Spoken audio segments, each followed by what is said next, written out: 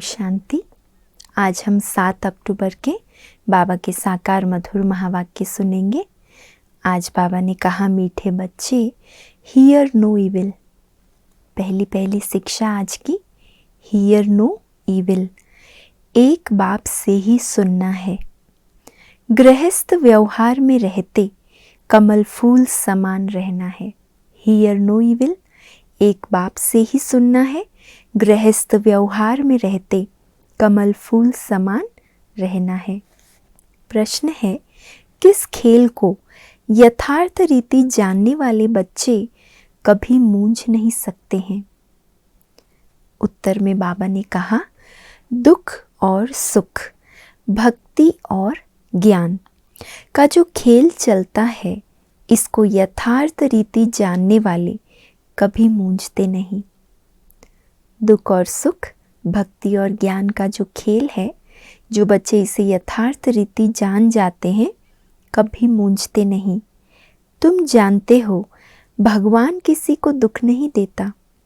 वह है दुख हरता, सुख करता। जब सभी दुखी हो जाते हैं, तब दुखों से लिबरेट करने के लिए वह आते हैं।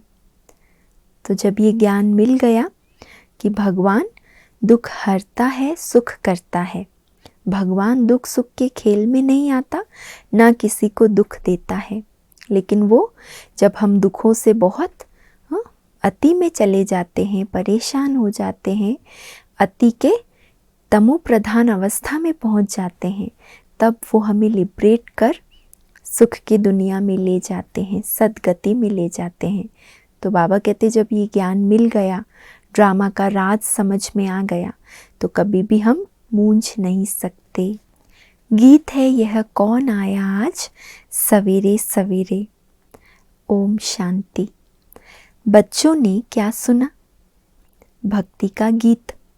भक्ति को अंग्रेजी में फिलॉसफी कहते हैं। टाइटल मिलते हैं डॉक्टर ऑफ फिलॉसफी। अब फिलॉसफी, भक्ति तो छोटे बड़े मनुष्य सब जानते हैं। कोई से भी पूछो, ईश्वर कहाँ रहते हैं, तो क्या कहते हैं? या तो कह देंगे नेति नेति, हम नहीं जानते, या कह देते हैं सर्वव्यापी। तो बाबा कहते, कोई से भी पूछो ईश्वर कहाँ रहते हैं, तो कह देंगे सर्वव्यापी है। ये भी फिलॉसफी हुई ना। अब शास्त्रों की कोई भी बात बाप नहीं सुनाते। कोई भी भगत को ज्ञान सागर नहीं कहेंगे। न उनमें ज्ञान है, न ज्ञान सागर के बच्चे हैं। ज्ञान सागर बाप को कोई नहीं जानते, इसीलिए भक्ति के ही कर्म कांड में उलझे रहते हैं। ज्ञान सागर कौन है, कब आते हैं, कुछ भी नहीं जानते। न अपने को बच्चा समझते हैं। वह सब भक्ति करते हैं भगवान से मिलने के लिए, परंतु भगवान को जानते नहीं, तो भक्ति से क्या फायदा होगा? जिसकी भक्ति कर रहे हैं, ना तो उन देवी देवताओं को जानते हैं, ना परमात्मा को जानते हैं, तो बाबा कहते फायदा तो कुछ मिलेगा नहीं। बहुतों को ये टाइटल मिलता होगा डॉक्टर ऑफ फिलॉसफी। उन्हों की बुद्धि में तो एक ही बात है कि ईश्वर सर्वव्यापी है। उसको फिलॉसफी कहते हैं, इससे ही गिरते आए हैं। इसको कहा जाता है धर्म ग्लानि। हम कोई भी मनुष्यों से शास्त्रों का कुछ वाद विवाद नहीं कर सकते। जो बाबा के ज्ञानी बच्चे हैं, बाबा कहते उनको शास्त्रवादियों से किसी भी प्रकार का वाद विवाद नहीं करना है। हम कोई मनुष्य से पढ़े हुए नहीं हैं, और सब मनुष्य द्वारा पढ़े हुए होते हैं। वेद शास्त्र आदि सब मनुष्य से ही पढ़ते हैं, बनाए भी मनुष्यों ने हैं। तुमको तो ये ज्ञान सुनाने वाला है एक ही रूहानी बाप, हमारा टीचर, सुप्रीम टीचर, परम पिता परमात्मा। बाकी जो सब मनुष्य पढ़ते हैं, कोई न कोई मनुष्यों से ही पढ़ते हैं। वह एक ही बार आकर समझाते हैं, अब हमको कोई मनुष्य से कुछ भी सीखना नहीं है। तुमको अब स्पिरिचुअल बाप से ही सुनना है। सुनने वाले हैं, सुनते कौन है? स्पिरिचुअल फादर सुनाते हैं, सुनती है आत्मा। सुनने वाले हैं रूहानी बच्चे, आत्माएं। वह सब मनुष्य को सुनाते हैं। यह है रूहानी बाप का ज्ञान, वह है मनुष्यों का ज्ञान। यह बाबा भी साकार मनुष्य है ना। बोलो, रूहानी बाप इस द्वारा सुनाते हैं, हम रूह सुनते हैं। हम रूह फिर शरीर द्वारा औरों को सुनाते हैं। जैसे सुप्रीम रूह ब्रह्मा बाबा के तन का आधार लेकर सुनाते हैं, तो हम रूह भी शरीर द्वारा औरों को सुनाते हैं। ये है रूहानी ज्ञान, बाकी सब है जिस्मानी। भक्ति में जिस्म की पूजा करते हैं। बाप कहते हैं तुम अपने को मनुष्य या भगत नहीं समझो, अपने को आत्मा समझ मुझ बाप को याद करो। यह है पावन बनने की युक्ति। अपने को आत्मा समझ, जितना बाबा की याद में रहेंगे आत्मा सतो प्रधान पावन बनती जाएगी। तुम आत्माएं भाई भाई हो, गाया हुआ भी है, आत्मा परमात्मा अलग रहे बहुकाल। तो हमको कोई भी मनुष्य से सुनना नहीं है। कोई सवाल पूछे तो बोलो हमारा कोई शास्त्रों का ज्ञान नहीं है। शास्त्रों में तो कितने प्रकार की दंत कथाएं, कितने प्रकार की मनुष्य मत पर बातें लिखी हुई है। तो बाबा कहते उन बातों में ना उलझना है, ना वाद विवाद करना है। कोई भी पूछे तो कहो हमारा ज्ञान शास्त्रों का ज्ञान नहीं है, हम उसको फिलॉसफी कहते हैं, अर्थात भक्ति मार्ग का ज्ञान है। सद्गति देने का ज्ञान सिर्फ एक बाप ही देते हैं। सर्व का सद्गति दाता एक ही गाया हुआ है। तो तुम बच्चों को कोई से डिबेट नहीं करनी है, क्योंकि ना हमने शास्त्र पढ़े हैं, ना उसके बारे में अच्छी तरह हमें कोई नॉलेज है। और अगर हम उन्हीं बातों पर वाद विवाद करने लगे तो और ही उलझ जाएंगे, और ही व्यर्थ समय और शक्ति जाएगा। इसीलिए बाबा कहते हैं नहीं, आपका ज्ञान बहुत सरल सिंपल रीति से बाबा ने समझाया है, उसे सुनाना है। अगर ना सुने कोई तो वाद विवाद नहीं करना है। बाप कहते हैं ज्ञान की अथॉरिटी, ज्ञान सागर मैं हूँ। मैं तुमको कोई शास्त्र आदि नहीं सुनाता हूँ, हमारा ये है रूहानी ज्ञान, बाकी सब है जिस्मानी ज्ञान। वह सत्संग आदि सब भक्ति मार्ग के लिए हैं। ये रूहानी बाप बैठ रूहों को समझाते हैं। इसलिए देही अभिमानी बनने में बच्चों को मेहनत लगती है। अभी तक जब भक्ति करते आए थे तब तो हमें ये पता नहीं था कि परमात्मा को याद करने के लिए देही अभिमानी बनना पड़ता है। तो देह अभिमान का संस्कार बहुत पक्का है। अब बाबा आकर परिवर्तन कराते हैं तो मेहनत लगती है। हम आत्माएं बाप से वर्षा लेती हैं। बाप के बच्चे ज़रूर बाप की ही गद्दी के वारिस होंगे ना। लक्ष्मी नारायण भी देहधारी हैं, उनके बच्चे जिस्मानी बाप से वर्षा पाते हैं। ये बात ही न्यारी है। सतयुग में भी जिस्मानी बात हो जाती है। वहाँ ये नहीं कहेंगे कि रूहानी बाप से वर्षा मिलता है। देह अभिमान को तोड़ना है। आज बाबा बार बार स्मृति दिला रहे, आप बच्चों को देही अभिमानी बनना है, देह अभिमान को तोड़ना है। हम आत्मा हैं और बाप को याद करना है। यही भारत का प्राचीन योग गाया हुआ है। याद अक्षर हिंदी का है, तो ये नॉलेज तुमको अभी कौन देते हैं?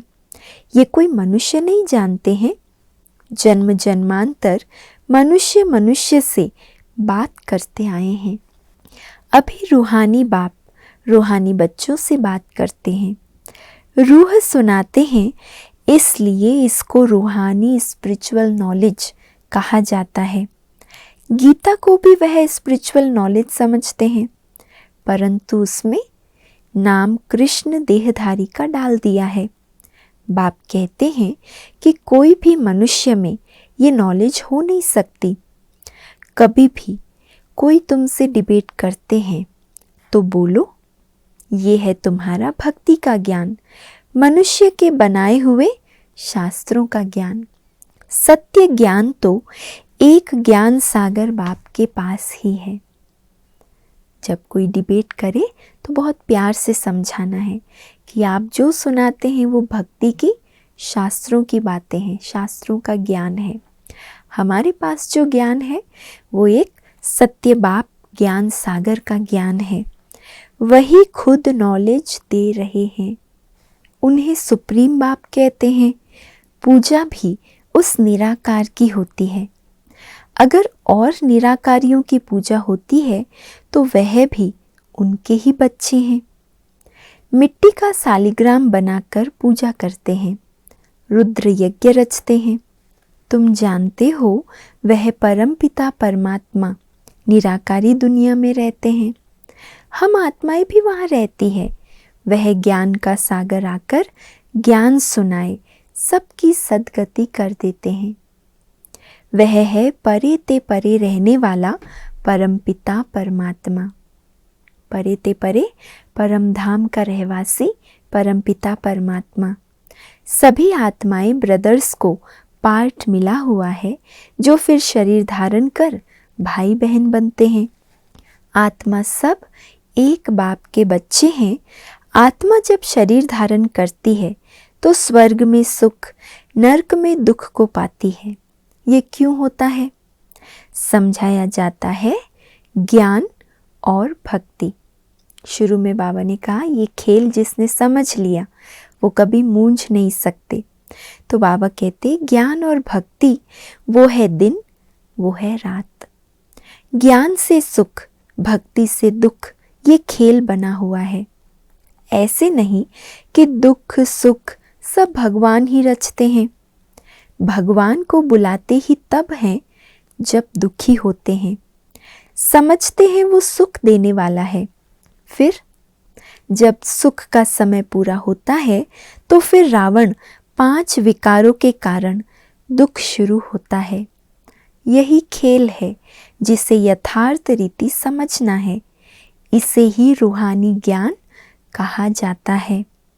बाकी है सब जिस्मानी ज्ञान, वो हम सुनना नहीं चाहते हैं। अब जब रूहानी ज्ञान देने के लिए रूहानी बाप आया है तो अब हम कोई भी जिस्मानी ज्ञान की बातें नहीं सुनना चाहते। हमको हुक्म मिला हुआ है सिर्फ मुझ निराकार बाप से ही सुनो। बाप कहते हैं हियर नो इविल। हम एक भगवान से सुनते हैं, तुम मनुष्यों से सुनते हो। रात दिन का फर्क है।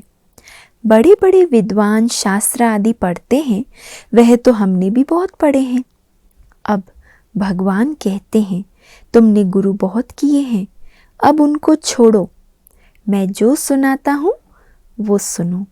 भगवान है ही निराकार, उनका नाम है शिव। अभी हम उनसे सुन रहे हैं। बाप खुद अपना परिचय और अपनी रचना के आदि मध्य अंत का परिचय देते हैं। फिर हम आपसे शास्त्रों आदि की बातें सुने ही क्यों? जब सत्य ज्ञान मिल गया फिर हम शास्त्रों का ज्ञान क्यों सुने? हम आपको रूहानी नॉलेज सुनाते हैं, सुनना हो तो सुनो। मूंझने की तो कोई बात ही नहीं। सारी दुनिया है एक तरफ और तुम कितने थोड़े हो। बाप अब कहते हैं मुझे याद करो तो तुम्हारे ऊपर जो पापों का बोझा है वह उतर जाएगा और तुम पवित्र बन जाएंगे। मुख्य युक्ति बाबा कहते अब मुझे याद करो तो जन्म जन्मांतर का जो पापों का बोझा सिर पर है वो उतर जाएगा और तुम पवित्र बन जाएंगे। जो पवित्र बनेंगे वही पवित्र दुनिया का मालिक बनेंगे। अभी पुरानी दुनिया बदलनी है। कलयुग के बाद सतयुग आना है। सतयुग है पावन दुनिया। कलयुग में ही मुझे बुलाते हैं कि आकर पावन दुनिया बनाओ। सो अब मैं आया हूँ। आपने बुलाया है तो अब मैं आया हूँ। माम एकम याद करो। बुलाने पर मैं आ गया तो अब मेरी बात भी सुनो। और बाबा क्या सुनाते हैं? माम एकम याद करो। अब दुनिया बदल रही है, ये अंतिम जन्म है। इस पुरानी दुनिया में आसुरी राज्य खलास हो, राम राज्य स्थापन हो रहा है। इसलिए अब अंतिम जन्म गृहस्थ व्यवहार में रहते कमल फूल समान पवित्र बनो। ये विषय सागर है ना, कमल फूल पानी के ऊपर रहता है, तो अब तुम गृहस्थ व्यवहार में रहते कमल फूल के समान पवित्र बनो। कमल का पुष्प संगम युग की निशानी है। इस पति दुनिया में रहते हमें पवित्र जीवन जीना है।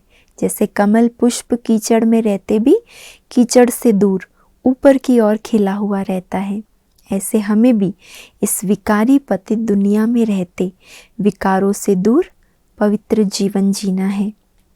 तुम बच्चे जानते हो, हम राजाई स्थापन कर रहे हैं।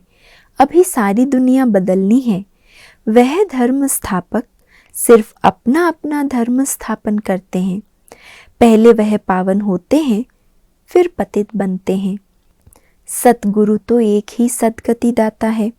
मनुष्य गुरु करते ही तब हैं जब सदगति में जाना चाहते हैं।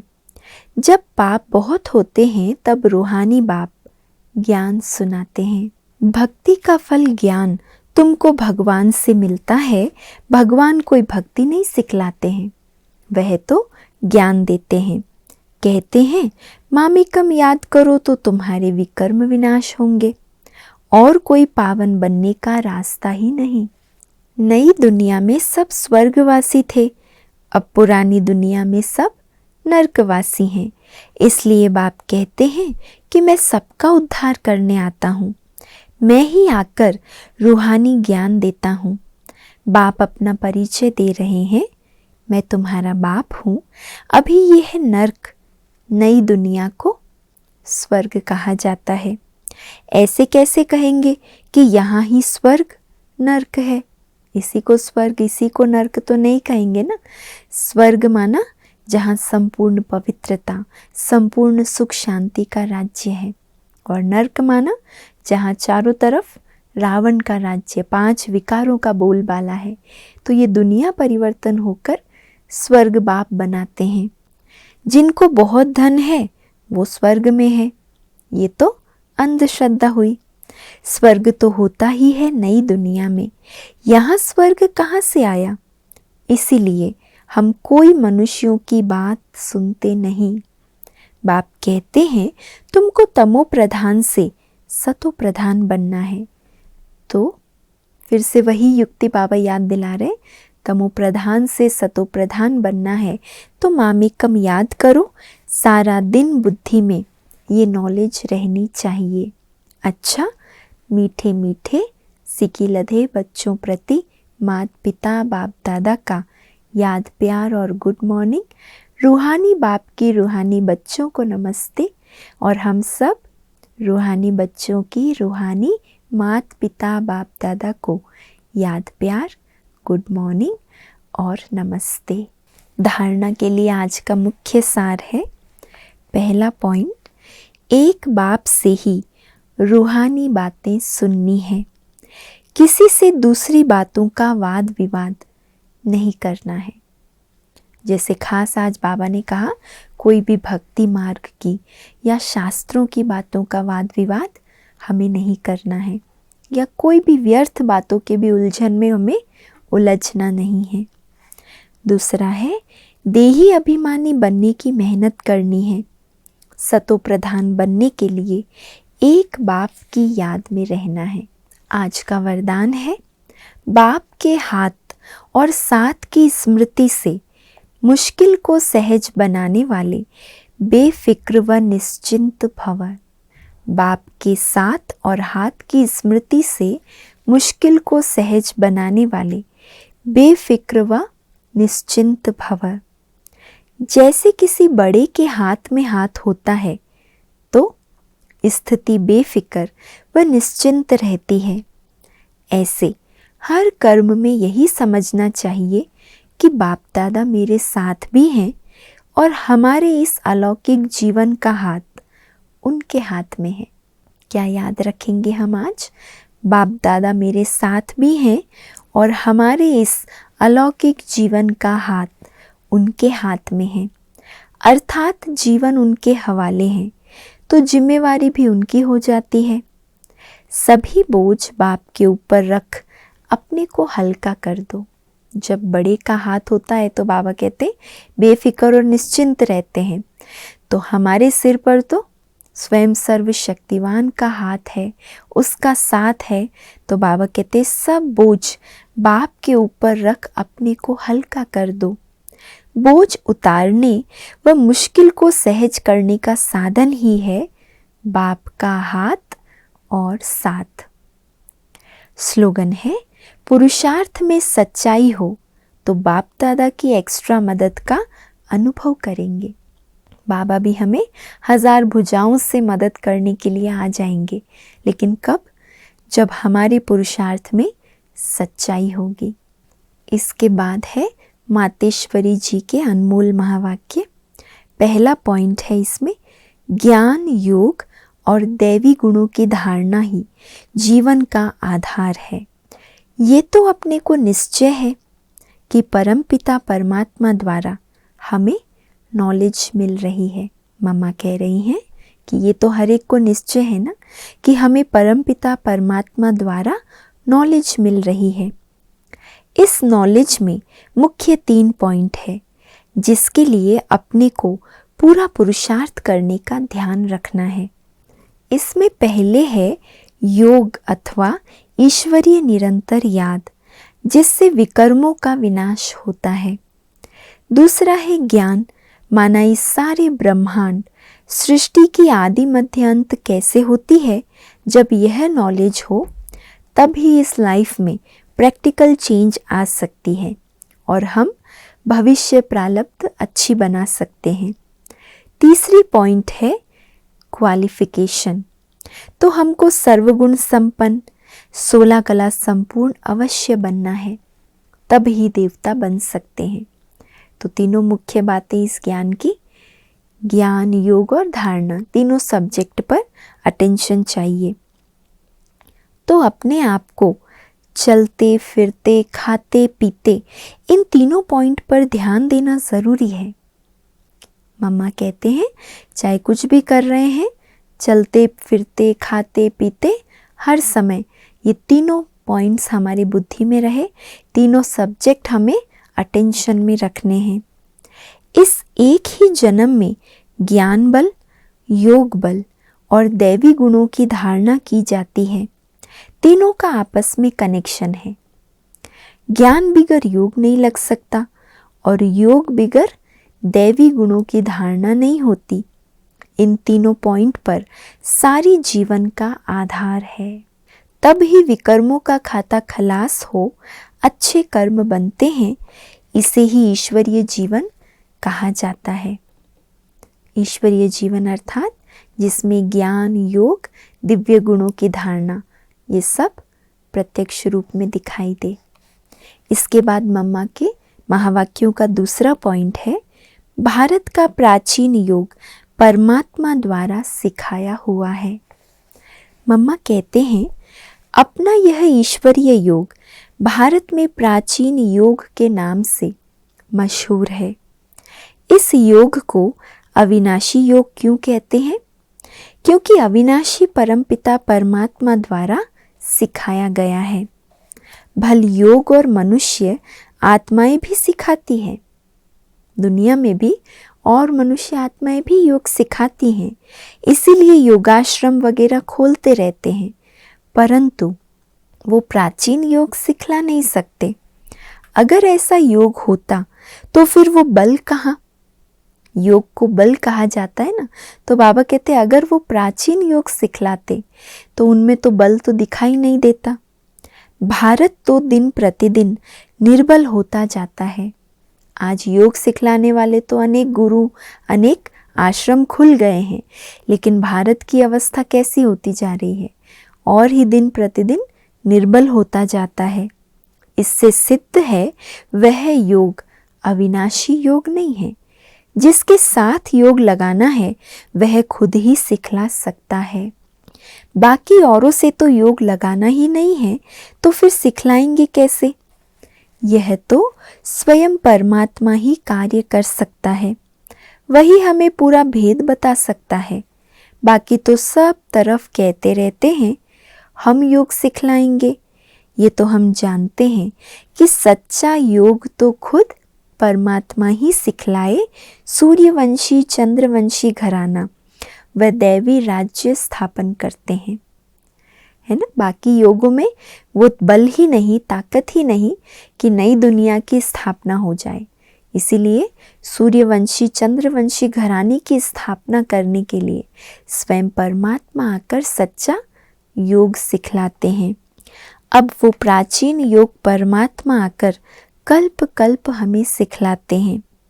कहते हैं, हे आत्मा, मुझ परमात्मा के साथ निरंतर योग लगाओ तो तुम्हारे पाप नष्ट हो जाएंगे। कौन कहते हैं? स्वयं परमात्मा कहते हैं कि हे आत्मा, मुझ परमात्मा से योग लगाओ तो तुम्हारे पाप नष्ट हो जाएंगे। और आज का व्यक्त इशारा है, हर एक यही संकल्प लो कि हमें शांति की, शक्ति की किरणें विश्व में फैलानी है।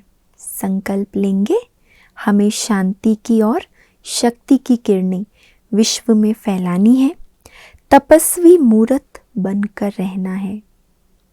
अब एक दूसरे को वाणी से सावधान करने का समय नहीं है। अब मनसा शुभ भावना से एक दूसरे के सहयोगी बनकर आगे बढ़ो और बढ़ाओ। वाणी से सावधान करने का समय बीत गया। अब अपनी मनसा को इतना पावरफुल बनाओ कि मनसा शुभ भावना से एक दूसरे के सहयोगी बनकर आगे बढ़ो और बढ़ाओ। और आज से विशेष नवरात्रि का पावन त्योहार शुरू हो गया है। अगले 9 दिन हम सब देवियों की आराधना करेंगे, उनकी पूजा अर्चना, व्रत उपवास रखेंगे, जागरण करेंगे। बहुत सुंदर और धूमधाम से भारत में ये नवरात्रि का त्योहार मनाया जाता है। तो आप सभी को नवरात्रि के पावन पर्व की बहुत बहुत हार्दिक शुभकामनाएं हो। इन 9 दिनों में हम हर दिन अलग अलग स्वरूप से देवियों की आराधना करते हैं। लक्ष्मी देवी, सरस्वती देवी, काली देवी, अम्बे, दुर्गा, वैष्णव देवी, कितने रूपों से हम सुंदर रीति से आराधना करते हैं। तो आइए क्यों ना इन देवियों के स्वरूप का और इनकी शक्तियों का हम रहस्य समझें, नवरात्रि के पीछे जुड़े सभी आध्यात्मिक रहस्यों को जानें। और इसके लिए बहुत सुंदर नवरात्रि के आध्यात्मिक रहस्य आप सभी को बताने के लिए आज से ये कार्यक्रम नवरात्रि के आध्यात्मिक रहस्यों का शुरू हो रहा है, जिसका लिंक आप सभी को डिस्क्रिप्शन बॉक्स में दिया जाएगा। तो उस लिंक के द्वारा आप ये हर दिन 9 दिनों का आध्यात्मिक रहस्यों का कार्यक्रम सुन भी सकते हैं और औरों को भी सुनाकर लाभ दिला सकते हैं।